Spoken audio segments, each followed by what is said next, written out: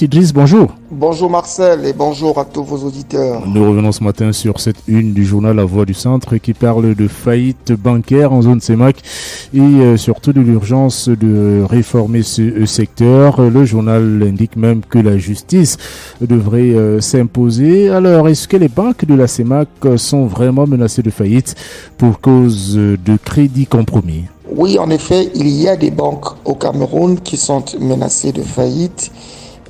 Du fait d'une accumulation des créances en souffrance, des créances douteuses.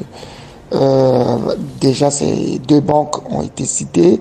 C'est le cas de ces banques-là qui ont été récemment soutenues par l'État. L'État s'est apprêté à injecter, je pense, 25 milliards, ou je ne me rappelle plus du montant, mais l'État s'est récemment engagé à soutenir deux banques. Et effectivement, quand on regarde les informations qui sont données par la BEAC, les encours de créances douteuses de ces banques sont au-delà de 80% de l'encours total des crédits.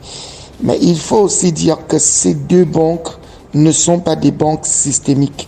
Ça veut dire que si ces banques-là disparaissent, il n'y aura pas forcément mort d'homme dans le système bancaire camerounais, sauf pour l'une d'elles, notamment NFC, et je pense aussi l'autre banque aussi. Ce sont des banques qui ont un réseau de dépôt de clientèle majoritairement anglophone.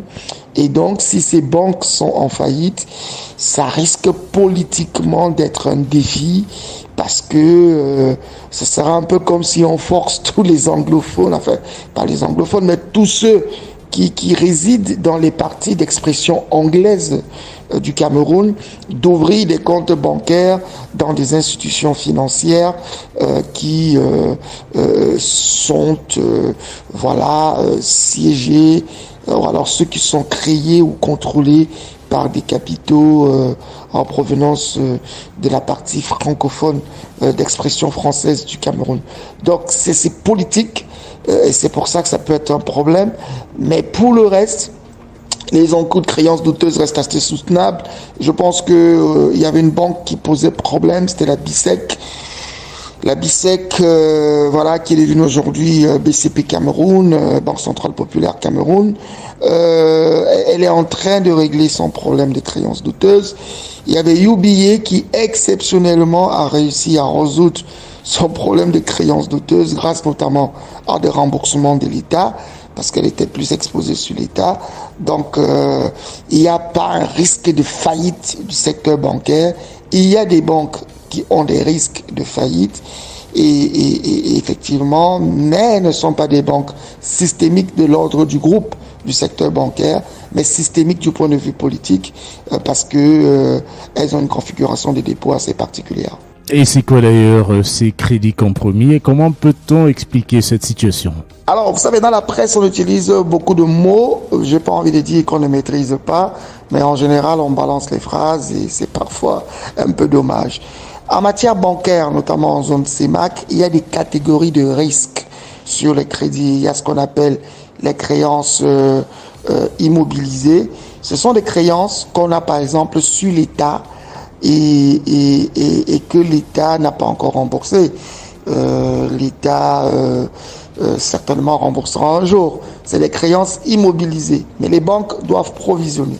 Parce que de toutes les façons, si l'État n'a pas encore remboursé, il faut quand même, d'une certaine manière, ça plombe la performance des banques.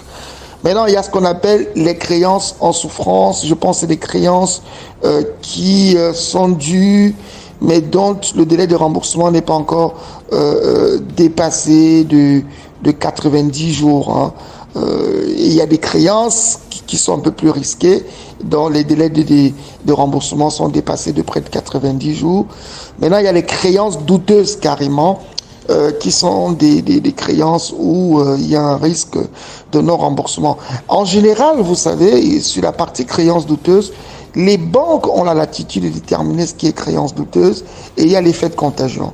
Ça veut dire que Marcel Amoko, qui est allé avec Kalak FM emprunter de l'argent dans une banque, 200 000, ils doivent rembourser cela au mois de mai.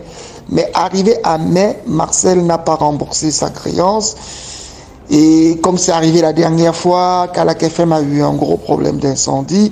La banque considère que Kalak FM a un problème structurel et n'est pas certaine que Marcel et sa banque pourront rembourser. Elle considère que c'est une créance douteuse, y compris pour les échéances prochaines de remboursement. Ça peut gonfler l'enveloppe des créances douteuses. Donc c'est à la libre appréciation en général des banques.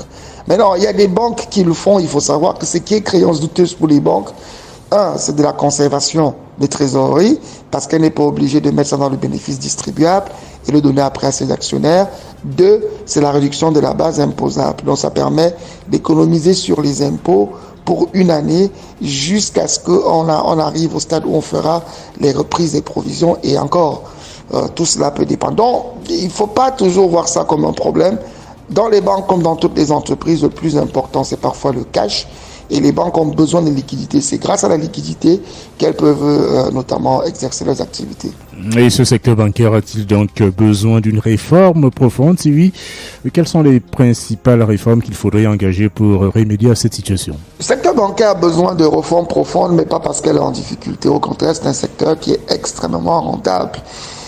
Il est exposé à des risques concentrés comme la SNH, comme les grandes entreprises. Les grandes entreprises sont celles qui ne payent pas le plus, ne remboursent pas le plus de crédits, ça il faut le dire. Les grandes entreprises, ça c'est toujours selon le rapport de la BEAC. Dans les grandes entreprises, il y a un type d'entreprise qui ne remboursent pas leurs dettes, les Camtel, les Camwater, vous savez, tous ces gens qui ne payent pas leurs dettes, quoi. Et, ou encore la Sonara qui s'est complètement mise en branle-bas.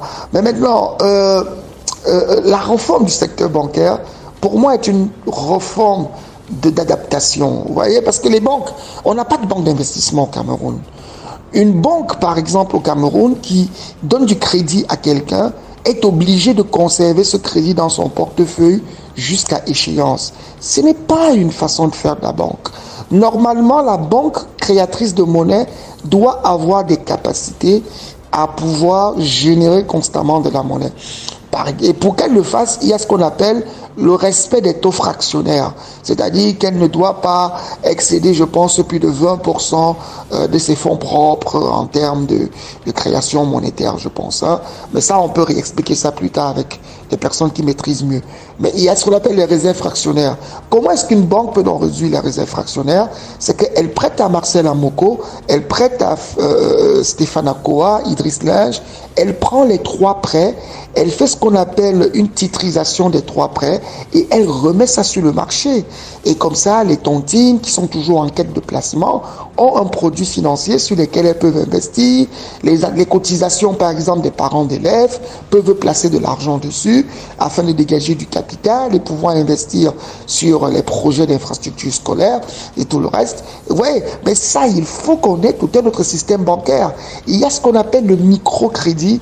Les banques n'ont pas encore compris la nécessité de se mettre en collaboration avec des institutions pour le microcrédit. Il y a même la digitalisation de la monnaie. Et il faut qu'on aille vers là. Les banques ne peuvent toujours pas continuer d'attendre qu'on ait des billets de banque.